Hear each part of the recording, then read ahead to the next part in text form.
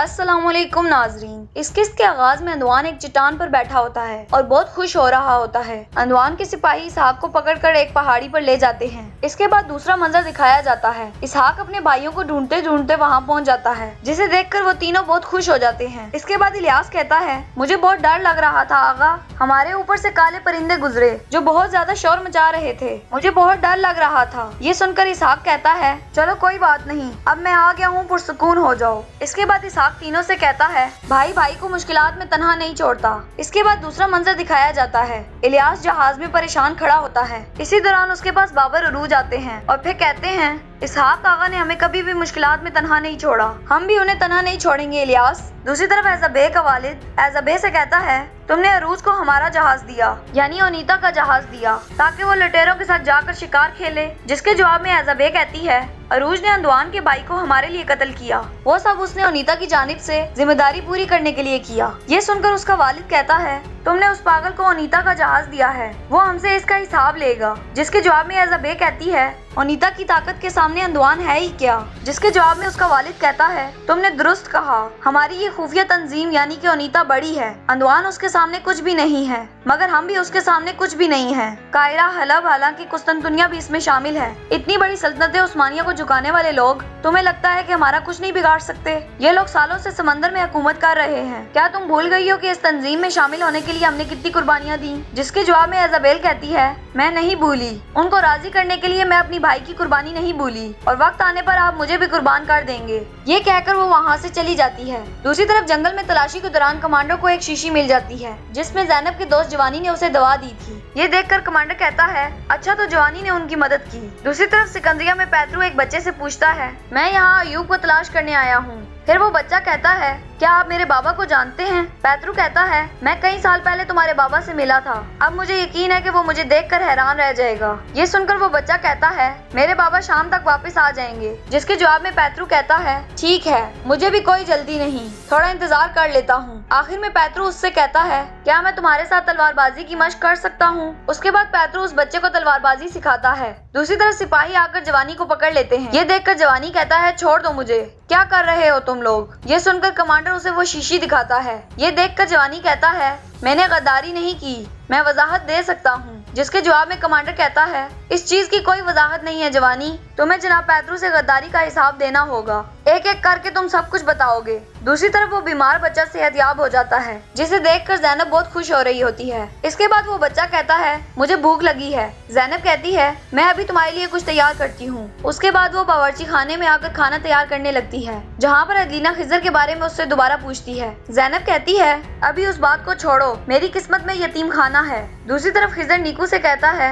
हमें अरूज आगा और इलियास से पहले वहाँ पहुँचना होगा। ये सुनकर नीकू कहता है, क्या तुम्हें पता है कि उन्हें खबर मिल चुकी होगी? खिजर कहता है, बिल्कुल मालूम हो गया होगा उन्हें। जिसके जवाब में नीकू कहता है, क्या उनके साथ मिलकर मुकाबला करना बेहतर नहीं होगा? हम उनके पहुंचने से पहले क्यों मुकाबला कर रहे हैं? जिसके जवाब में खिजर कहता है, हमें उनसे पहले वहां पहुंचना होगा, ताकि उन्होंने जो जाल बिछाया है उसे तबाह कर सके। मेरे भाइयों का गुस्सा एक आग की तरह है, जो किसी भी चट्टान को जलाकर राख कर सकता है, लेकिन हम उनसे पहले वहां पर जाएंगे नीकू।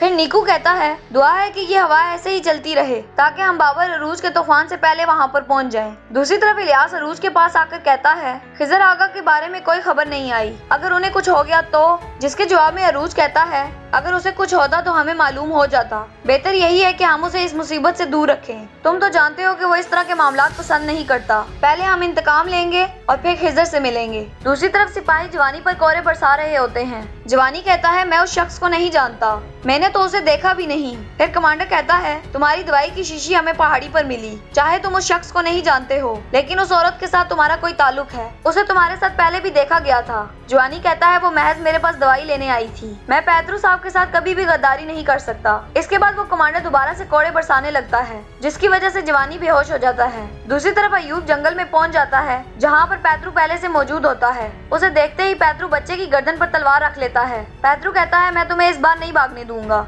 अब तुम्हारा खेल खत्म हो चुका है, अगर तुमने कोई भी होशियारी की तो मैं तुम्हारे बच्चे का सर कलम कर दूंगा। मैं तुमसे सिर्फ एक दफा पूछूंगा, अगर तुमने जवाब दिया तो मैं यहाँ से चला जाऊंगा, और तुम बाप बेटे अपनी जिंदगी जारी रखना। मुझे बताओ कि किताब कहाँ है? अयूब कहता है, मैं नहीं जानता कि तुम किस किताब के बारे में बात कर रहे हो। इसके बाद पैतरू कहता है, मेरे सब्र का इम्तिहान मत लो, हमजा छोटा है लेकिन इससे कोई फर्क नहीं पड़ता क्योंकि मैं इसके लिए बहुत से सर कलम कर चुका हूँ। इसी दौरान अयूब कहता है रुक जाओ। दूसरी तरफ एक निकाबपोश खंजर निकाल लेता है। फिर इलियास उसकी गर्दन पर छुरी रख लेता है। उसका निकाब उतारता है तो ये वही गुलाम होता है जिसे अरूज ने पहले माफ कर दिया था। गुलाम कहता है मैं तुम लोगों के साथ आना चाहता हूँ। ये सुनकर इलियास कहता है इस पर भरोसा नहीं करो आगा, ये हमारे साथ खेल खेल रहा है। अरूज कहता है इसे बोलने दो। जिसके बाद वो गुलाम कहता है मुझे जबरदस्ती अपने घर वालों और वतन से दूर किया गया। मुझे गुलाम बनाकर जंजीरें डाल दी गयी। वो लोग हमसे काम लेते थे जैसे कि हम घोड़े हों। मुझसे घटिया से घटिया काम करवाया गया। मैंने अपने घर वालों को भी खो दिया। मुझे मालूम नहीं कि वो अब कहाँ हैं। आपने मेरा मुकाबला किया और मुझे मारा नहीं। आप बड़ी बहादुरी से लड़े। मुझे जिस दिन से गुलाम बनाया गया उस दिन से आज तक मुझे किसी ने आम इंसान नहीं समझा सिवाय आपके। आपने मेरी जान बख्श दी। इसके बाद वो कहता है अरूज। इलियास कहता है अरूज नहीं बाबर अरूज। बाबर अरूज मैं भी आपके साथियों के साथ शामिल होना चाहता हूँ। थोड़ी देर सोचने के बाद अरूज उसे खंजर वापस देता है और कहता है ठीक है। इसके बाद दूसरा मंजर दिखाया जाता है जहाँ पैतरू अयूब से कहता है तो वो किताब तुम्हारे बेटे से भी ज्यादा कीमती है। पैतरू उसके बेटे को मारने लगता है तो अयूब कहता है वो किताब सुलेमान के पास है। पैतरू कहता है कौन सुलेमान, जल्दी से मुझे बताओ। तो अयूब कहता है वो एक किताब फरोश है। इतने में अयूब का बेटा पैतरू पर हमला कर देता है। तो अयूब कहता है मैं तुम्हें किताब का पीछा नहीं करने दे सकता। पैतरू कहता है तुमने अपने आप को खुद मुश्किल में डाला है। इसके बाद वो दोनों लड़ने लग जाते हैं।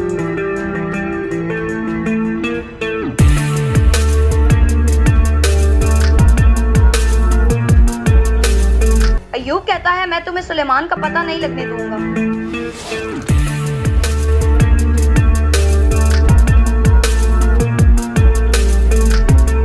और इस तरह वो अपने आप को खुद मार देता है और उसका बेटा वहाँ से भाग जाता है। इसके बाद दूसरा मंजर सामने आता है जहाँ अंदवान ने इसहाक को रस्सियों से बांधा हुआ था। इसी दौरान इसहाक को ख्याल आता है जिसमें उसकी बीवी और बच्चे को मार दिया जाता है।